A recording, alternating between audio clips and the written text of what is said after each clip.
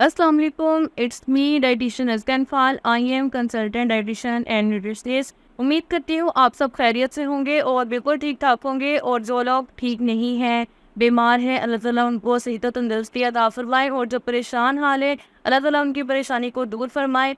आज की मेरी वीडियो है एनीमिया के बारे में। एनीमिया यानी खून की कमी के बारे में। खून की कमी के क्या रीज़न्स हैं, किस वजह से खून की कमी होती है, और इसके अलावा कि खून की कमी को हम किस डाइट के थ्रू ठीक कर सकते हैं, उसके लिए हमें क्या खाना चाहिए कि हम अपनी एचबी को इम्प्रूव कर सकें। तो वीडियो स्टार्ट करने से पहले आप सब भी जानते हैं कि हमारी जब एचबी की कमी होती है या खून की कमी होती है तो हम सप्लीमेंट्स के साथ, मेडिसिन के साथ हमें डॉक्टर सबसे पहले अपनी डाइट को बेहतर करने का मशवरा देते हैं। हमें बताते हैं कि हमें डाइट में क्या खाना है और क्या नहीं खाना चाहिए, जिसकी वजह से हम अपने घर में रहते हुए अपनी डाइट को बेहतर करके खून की कमी को पूरा कर सकें।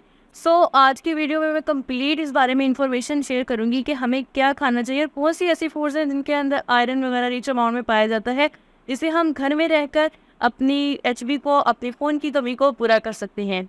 तो सबसे पहले ये जानना ज़रूरी है कि एनीमिया यानी खून की कमी होती क्या है।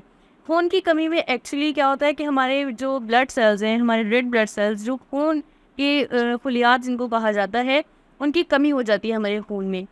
उनकी कमी की बहुत सारी वजूहात हो सकती हैं। ऐसा हो सकता है कि हमारे जो बोन मैरो है, जो उन सेल्स को बना रहा है, उसमें कोई कोई प्रॉब्लम आ जाए, कोई जीन्स का डिफेक्ट हो जिसकी वजह से वो रेड ब्लड सेल्स जो है वो नहीं बना रहा। फॉर एग्जांपल जैसे थैलेसीमिया के पेशेंट्स में अंदर होता है, उनके अंदर यही बीमारी होती है कि उनकी जीन्स के अंदर डिफेक्ट होता है, जिसकी वजह से उनकी बॉडी के अंदर रेड ब्लड सेल्स और उतना खून नहीं बन रहा होता, इसलिए उनकी बॉडी में खून की कमी होती है। इसके अलावा अगर हम बात करें तो अगर बहुत ज़्यादा किसी इंजरी में, किसी एक्सीडेंट वगैरह में ब्लड लॉस हो जाए बहुत ज़्यादा, उसकी वजह से खून की कमी हो सकती है। हैवी मेंस्ट्रुअल ब्लीडिंग की वजह से हो सकती है। इसके अलावा अगर प्रेगनेंसी की बात करें तो प्रेग्नेंट लेडीज़ में अक्सर जो है वो एनीमिया हो जाते हैं, उनमें खून की कमी हो जाती है, क्योंकि वो एक न्यू बेबी के उनका जो है वो ब्लड जा रहा होता है, इस वजह से उनमें भी खून की कमी हो जाती है। अगर हम इन्फेक्शंस की बात करें, समटाइम्स ऐसे होते हैं कि आपकी बॉडी में बहुत देर से कोई इन्फेक्शन है, क्रॉनिक इन्फेक्शंस की वजह से भी आपको खून की कमी हो सकती है। इसके अलावा अगर हम किडनी पेशेंट्स की बात करें जिनको क्रॉनिक किडनी डिजीज़ेज़ होती हैं, सीकेडी यानी क्रॉनिक किडनी डिजीज़ होती हैं, तो उनके अंदर भी अनीमिया जो है वो होने के बहुत ज़्यादा चांसेस होते हैं।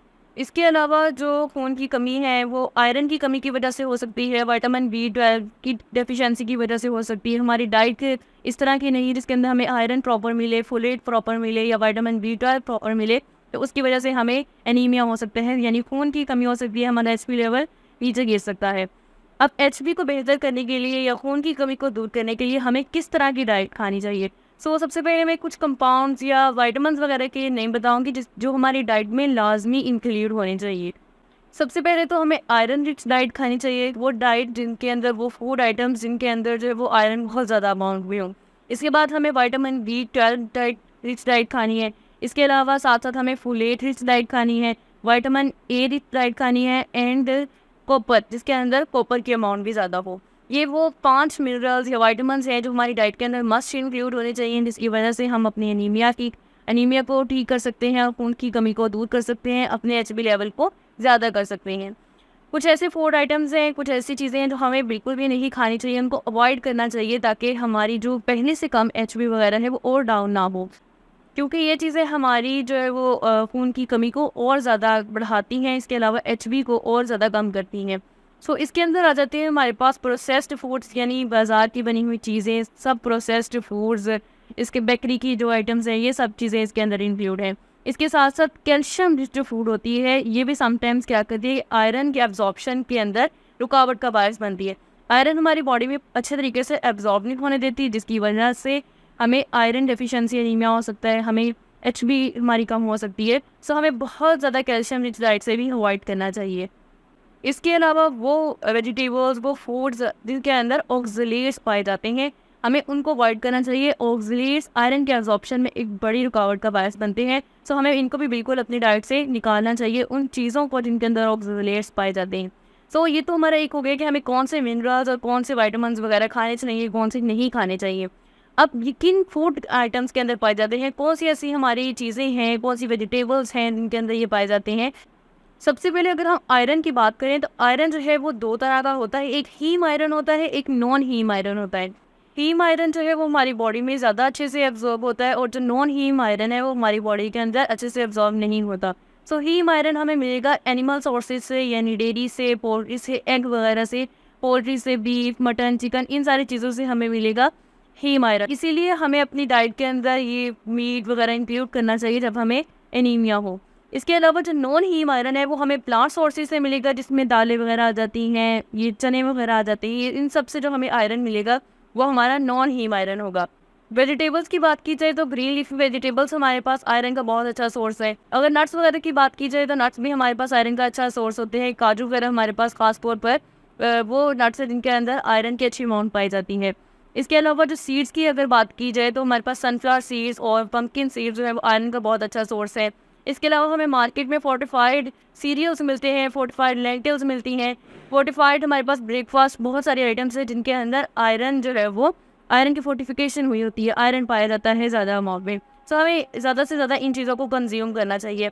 इसके अलावा हमारे पास जो दालें होती हैं उनमें आयरन बहुत अच्छी अमाउंट में पाया जाता है। लोबिया आपने सुना होगा, लोबिया के अंदर बहुत अच्छी अमाउंट में आयरन पाया जाता है। काले चने में भी आयरन की अमाउंट जो है वो अच्छी खासी होती है। सो हमें इन चीज़ों को, आयरन रिच डाइट को अपनी खाने में ज़्यादा से ज़्यादा इस्तेमाल करना चाहिए।